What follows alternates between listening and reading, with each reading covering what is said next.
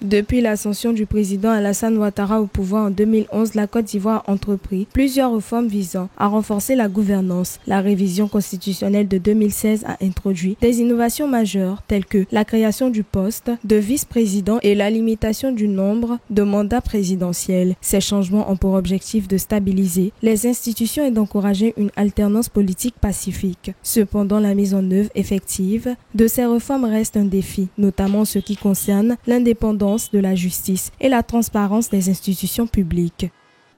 L'idée, c'est de dire que nous avons besoin d'un autre modèle économique, d'un autre modèle de développement. Donc, on a de gros chiffres qui croissent d'année en année, mais dont le pays en lui-même n'en tire pas profit naturellement parce que cet argent-là, il ressort tout de suite.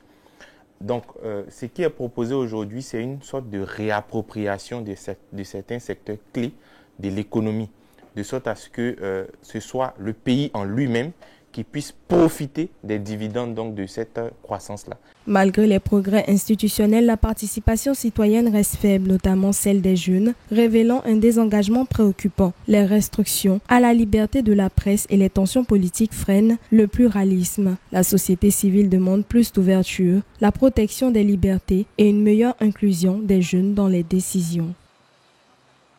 Alors pour un jeune, bien entendu, l'enjeu d'un tel scrutin, c'est d'abord ce qui va dans son intérêt, c'est-à-dire c'est l'éducation, c'est l'emploi. Et aujourd'hui, la Côte d'Ivoire, et vous le savez, a mal de son éducation. Ici en Côte d'Ivoire, le régime en place a la même rengaine. Nous avons construit tel nombre de lycées, de collèges. Oui, c'est bon, mais pour quelle formation ? Pour une formation qui ne répond pas aux besoins du marché. Pour renforcer la gouvernance, la Côte d'Ivoire doit promouvoir une gouvernance inclusive, transparente et participative avec des contrôles efficaces, la lutte contre la corruption et la décentralisation. L'éducation civique est essentielle pour une société juste et équitable, garantissant la stabilité politique et le développement durable.